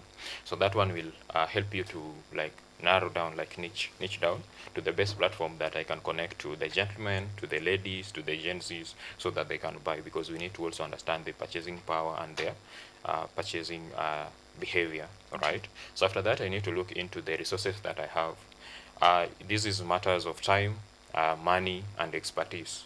How much do I have to work on this project, or to spend even on ads, all right? Or to spend on an intern or on a professional? And what level of expertise do I have to operate my TikTok or Facebook account, or the Facebook ads on this platform, so that I can make money from them? Because in the end, you want money. And then we talk about time. How many hours, if I'm a small business owner, how many hours do I have every day or in a week to create content, to share posts, and to share content, to create posts, and to be available to interact with the audiences of this platform? Because in the end, you can't be coming and posting and then you are leaving. Even the platforms have various crawlers and algorithms that need you to be there, and even the customers, when they make inquiries, they need you there. So if you look into those three key areas, they'll give you like a foundation to kickstarting your digital marketing project, let me put it like that. So afterwards, you'll always be measuring. Remember, you started with the target audience and setting your goal and the platform you connect with them.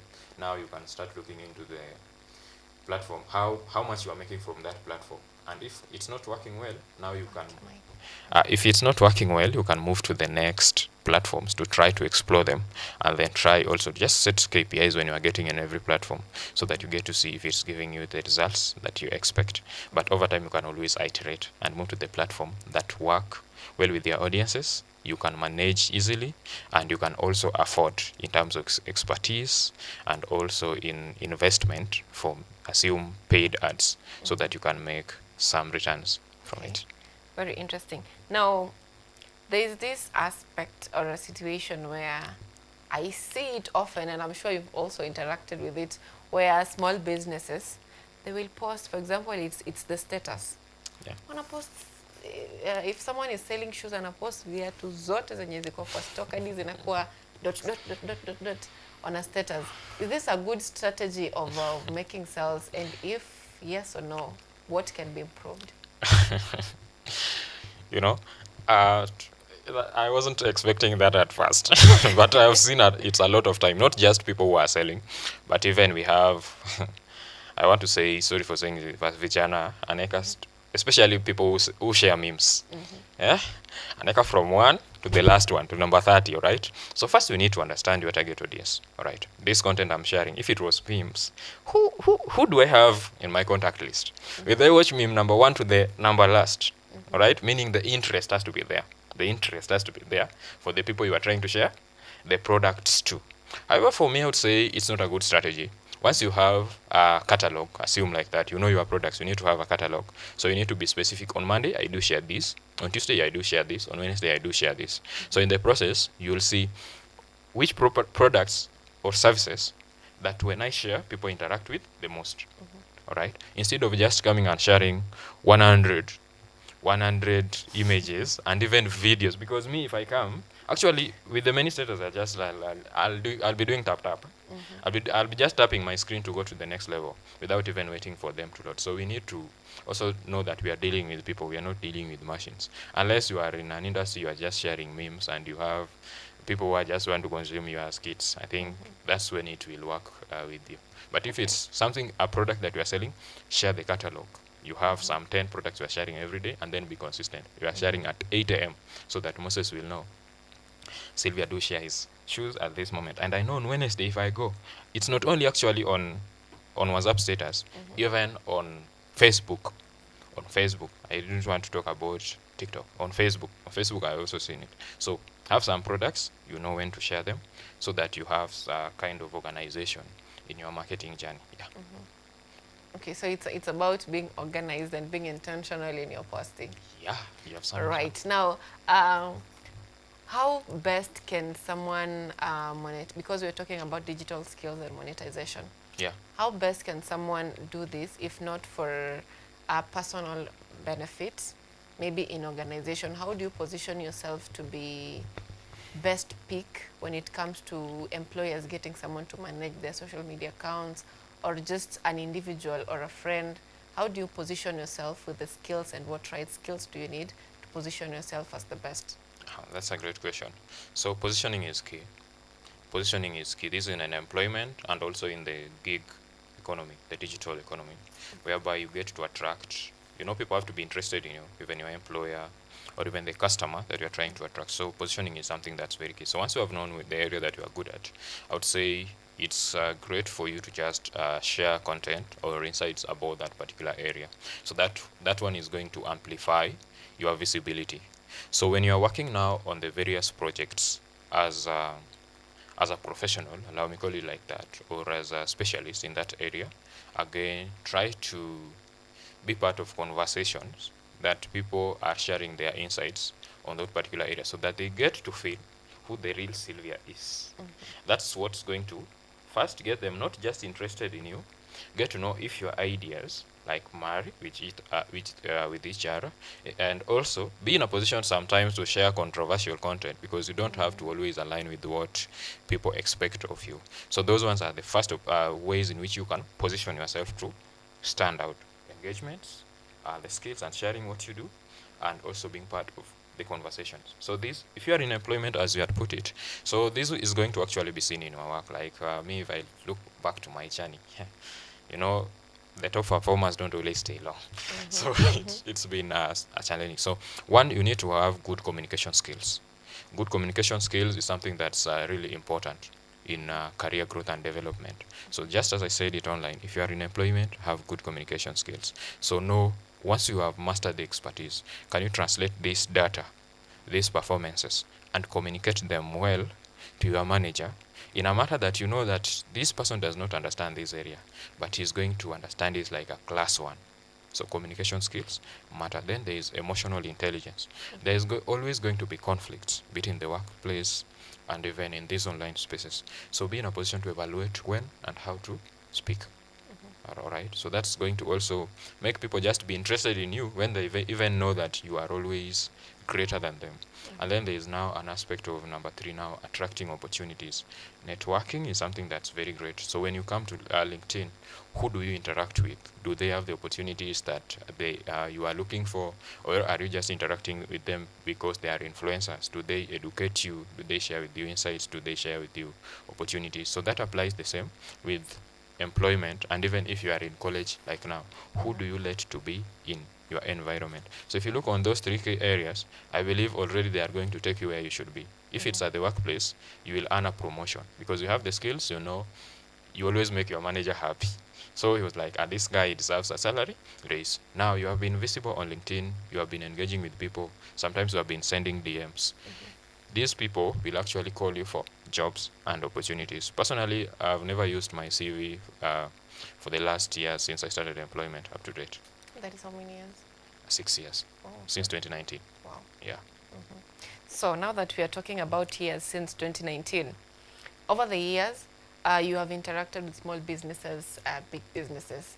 Do you have a spotlight or a highlight of a business that you interacted with and then you're like, okay, now this one I'm proud of myself for working this?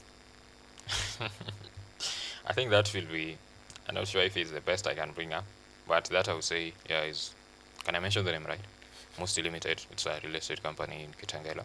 That's one of the businesses I started with just from purely social, iterating content, to seeing it now bringing in influencers, building a business. So that started from 2023 to this year, 2020. We are in 2025, right, when I stepped down. So through the process, I saw a great change in organization, transformation that happened in that company, and also I can echo on another organization because I've been a consultant, a partnership I once had with Fanaka. I saw their transformation from just being a digitally first organization to adapting to other forms of digital marketing like influencer marketing and content creation, where they went deep into bringing in great people like Tom Daktari. So through the process, I have seen various brands grow. I've been part of various organizations and transformation. And it's something that's been very great, especially to see when you make an impact, where you don't just sell hair. Is it hair or hair, right? Yeah, who is it to hair? So it's something that's been great, not only on financial transactions, but also on seeing the business growth, because I've been also in business development as a consultant and also as a trainer. So what's your biggest lesson that you've learned over the years? I think my biggest lesson is that I just have to, every day, currently we can't ignore technology. So we have to embrace continuous learning. Mine has just been that simple. And then I have to always be curious every single day. Because even me, there are some forms of digital marketing and even AI and automation. I used to like, hey, because of the hours that they need and the investment, I used to ignore them. But currently, I have to implement them myself in the business because I've seen how they cut down the costs. And they also give me opportunities. Like I can be seated here, but now leads are getting into my CRM. So we can't ignore learning and also adapting to technology. Yeah. Okay. Now, you mentioned something. Okay, when we talk about digital marketing, we can't leave out the aspect of influencers. We can name them, the content creators, all of them. So having been interacted with them for a number of years, do you think that the narrative of them being misused is true? I would say false. I would say false. Influencers being misused, because I believe if you are working in an industry, first you need to understand who am I, while I'm in this position, because that gives you the opportunity to sift through what you want to achieve and who you want to work with. However, if you lack clarity on who you are, then you'll find yourself in spots where you can be misused. You can be underpaid, you can be given opportunities that can also cut short your careers, or you can find yourself in legal conflicts that you could not have placed yourself in. So it's a platform that's currently evolving from micro influencers to the big influencers, but also they need to learn on how the space works and have the opportunity to sift through, first to understand themselves and also know how the landscape works, like in matters of legal areas, pricing and having their rate cards right, and who are their target audiences and who should they be doing their businesses with. Because you find that there are brands that you can partner with today, however, after some time, you will be out of business because of just a single partnership. So they need to be aware of what it takes also to build their brands in this space and how to position themselves and how to niche down to who to work with. So that's what can help them to stay apart. So in short, you say that influencers, most of them get into businesses that they don't even understand what it is. Yeah. They go there for the firm. Yeah, and money. Money, sometimes that's what they complain about and say that, oh, you know, this company used me, and we hear them giving contents or TikTok videos and reels of how they were misused in organizations, how you should not work with such organizations. Anyway, what do you see to be the future of digital marketing? I think before I talk about the future of digital marketing, I wanted to just wake on. You know, someone cannot misuse you if you do not give them that opportunity to misuse you, because there are always contracts. And actually they can see you if you come against them like you misused it, because there was contract, there was an agreement, you signed that you'll deliver this. So you find that to some extent, because business owners or brands that want to partner with you, they had some goals and expectations that are set in mind, and then you came, you did not achieve. So they'll be like, we strip off this contract because you did not understand this industry work. So that's how you end the partnership. So sometimes it will just be a dirty and a messy game, and you just have to access it. Even us in business, there are some contracts that we take and then after 3 months it's not working.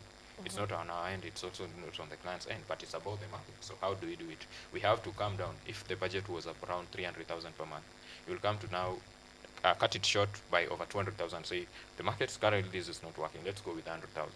We'll move with it in quarters and see what works.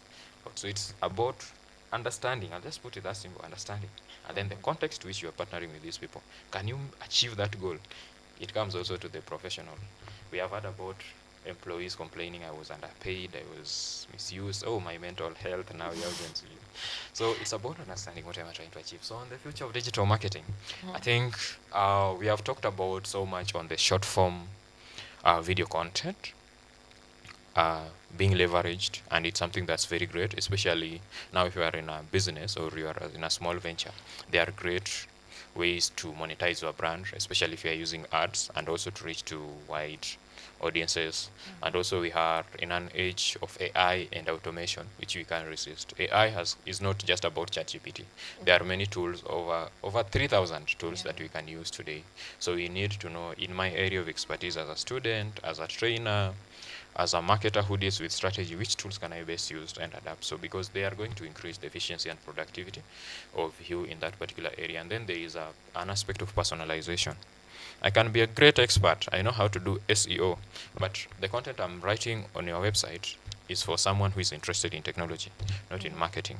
Or the content I'm sharing, the issue, you find that I'm selling it to a Gen Z, but this person cannot afford the issue. So we need to understand how to personalize our content as we share our content online, because when we look into those three areas I've highlighted, from content creation, the short form content, AI and personalization, to the personalization aspect, now you'll find that you are in a position to measure and some results from it and performance, and also meet the current market needs. So you have to adapt.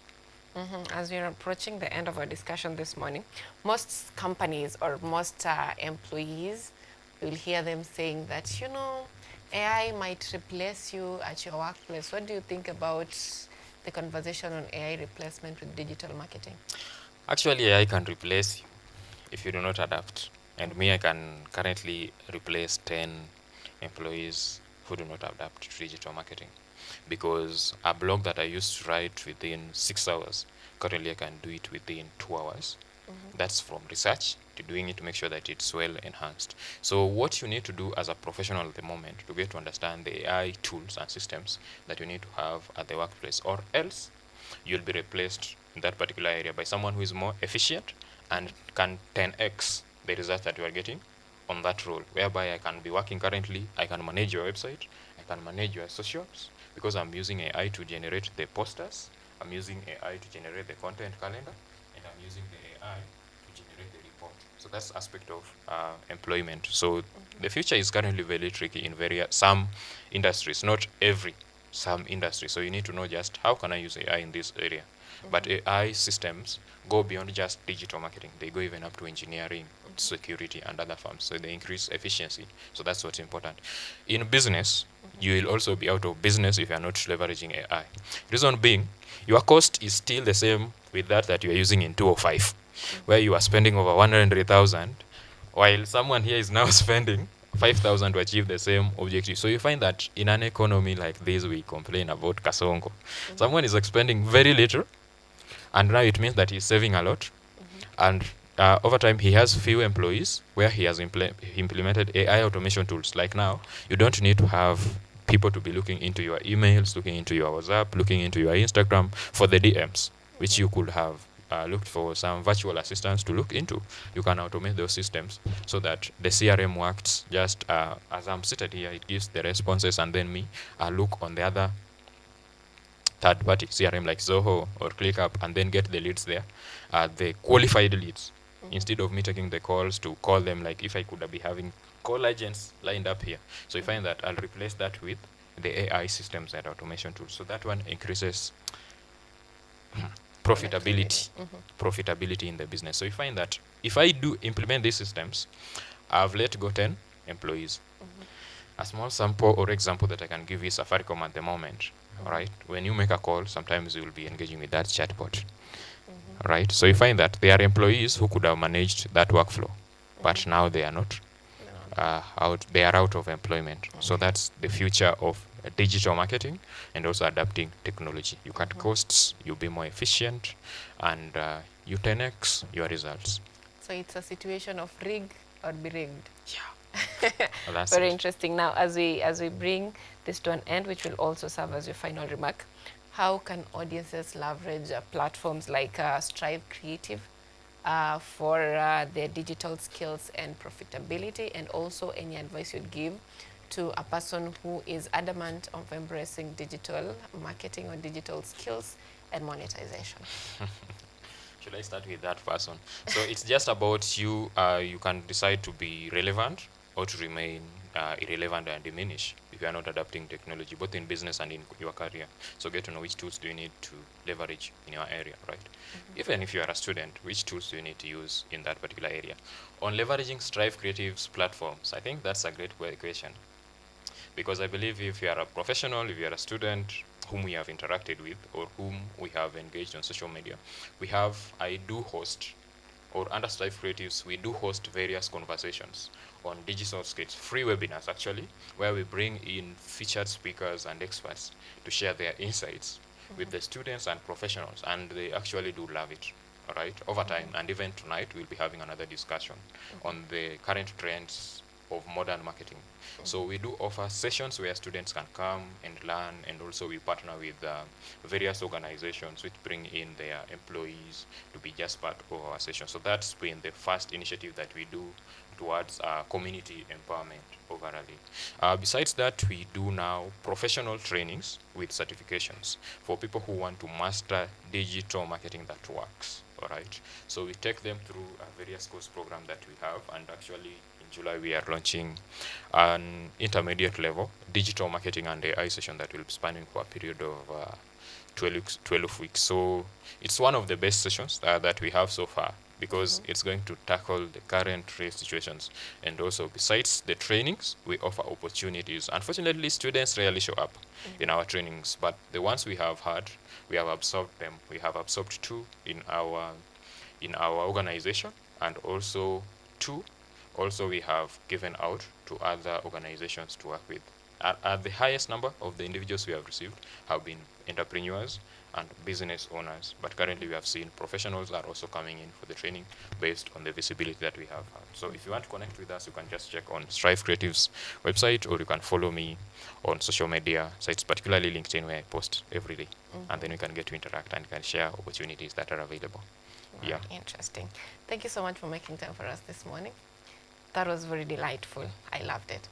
And I'm sure my guests at home also loved it. So that has been the conversation on digital skills and monetization. So much that has been shared this morning, so much insight. So if you missed any bit of it, you can always follow back. And before we get to a break, thank you, Sana, for making time for us. You can tell our viewers kwaheri. Asante, it's been a great session for us to talk about the future of digital marketing and also the current state that we have to tackle about the business opportunities that are here. So I say thank you to everyone who has been part of this session, and if you would like to reach me, you can follow me on LinkedIn, Moses Were, on Facebook, Moses Were, and also you can check out on TikTok at Moses, and Instagram at MosesWere_digital. Thank you. Look forward to seeing you in the next sessions. Very easy to find in Moses Were in all social media platforms except Instagram, Moses Were Digital. Now that has been digital skills and monetization. Coming up next is a conversation about empowering young minds. Stay tuned for that.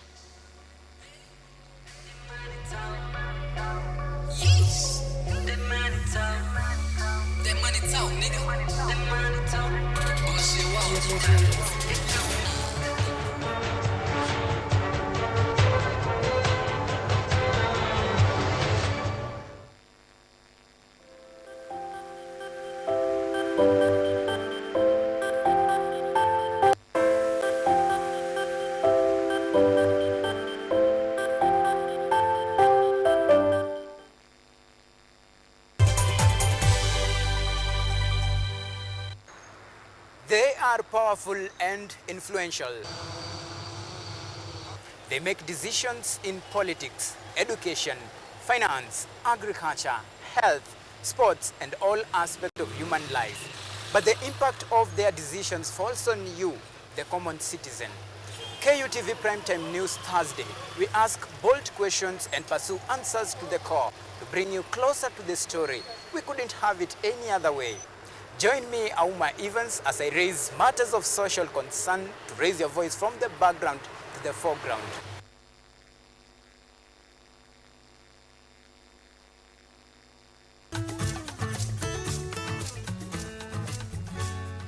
Hi, my name is Stella Tioi.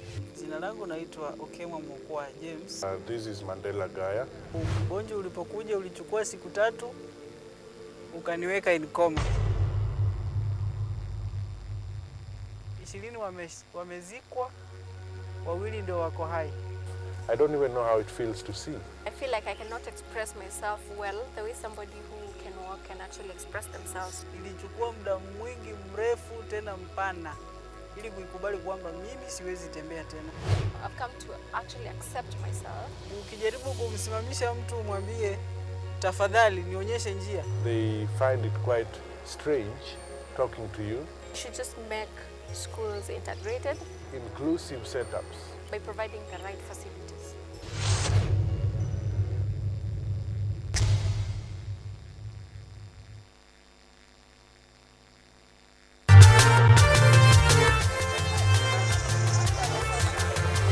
Ni nguzo na uso wa jamii. Kupanda shuka akawa tuzo, ukakamavu wake ukatii na kumfanya mwenye bidii. Kwa machozi na makeke akabaini jinsi ya kuweni. Huyu ni mwanamke ngangari kwa jinsi alivyo ng'ari. Mimi ni mwanamke mwake. Usikose kutazama kipindi cha mwanamke mwake nami Caroline Kimwele.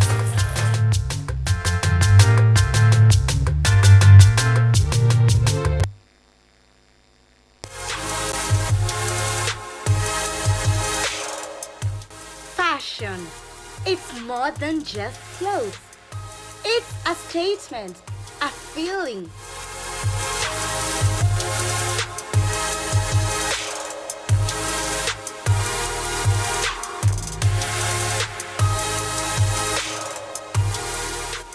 An art form, a way to express yourself, a reflection of who you are. It's Fashion Diaries.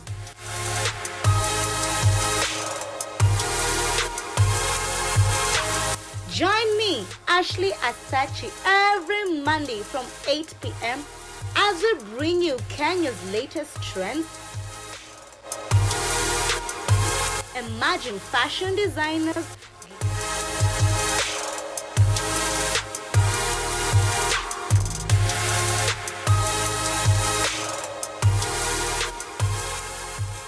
glamorous fashion events,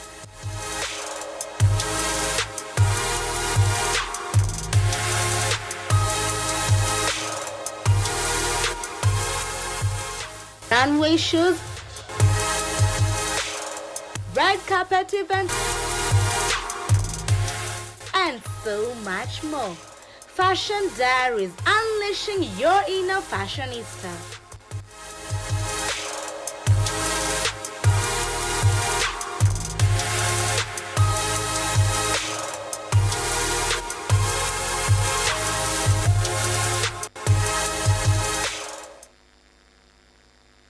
Are you an aspiring media practitioner, a graduate, or you just want to advance your skills in television production? Then welcome to Kenyatta University, where education meets innovation. KUTV, the premier university television station in Kenya, is now offering short courses in TV studio, field technical operations, and video editing. Through these courses, you will acquire hands-on skills on camera operations, media production, lighting techniques, audiovisual editing, and sound and visual control, and how to operate key equipment in modern TV control room. Enroll today at KUTV and discover your full potential in cutting-edge TV broadcasting. Graduates of these courses will receive professional certificates. For more information, visit our offices at KUTV Studios or call us on 020-870-4252 or 020-870-4255 or SMS us on 0739-110-544. KUTV, a new experience.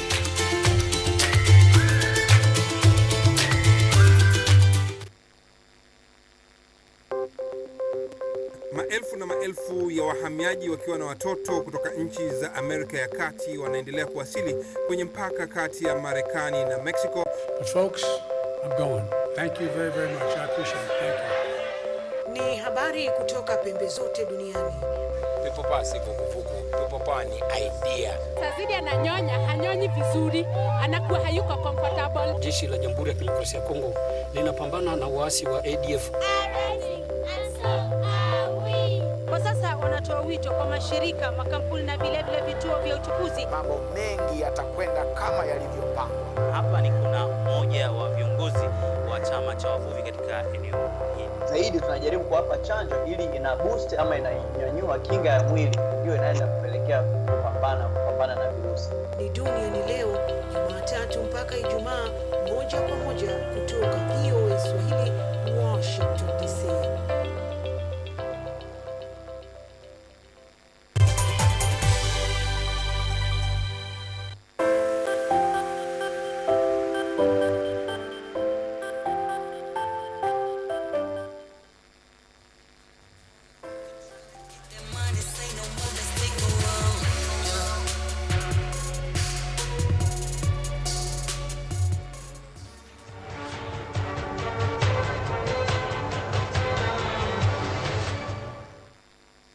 Right, welcome back. Just from discussing about digital marketing, now on to Inter-School Debate Symposium and Career Fest, a platform that brings the young minds on board, nurturing their talents and their abilities to make successful entrepreneurs in Kenya. So far we are in Kenya, that's what I am meant to understand. But before I get into, telling you more about it, how about letting Gordon greet us and introduce himself?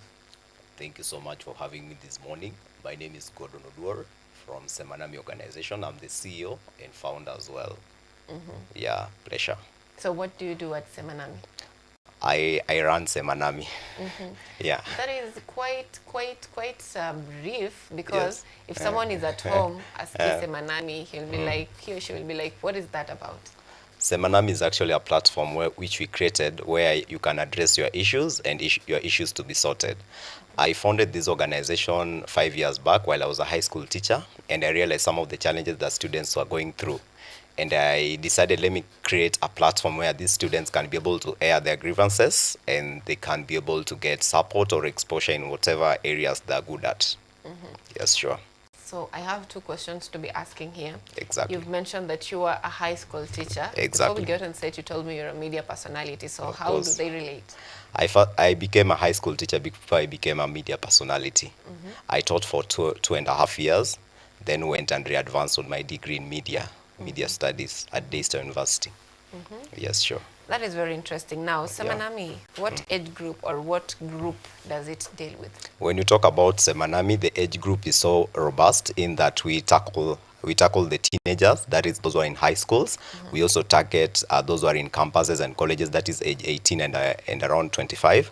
But also we factor in the aged, that is between 25 all the way to 50, because we also have programs that are tailor-made to such ages. Yeah. Right. Yes, sure. Now, looking at, you said it's 5 years since you began Semanami. Exactly. So looking at the milestone, do you have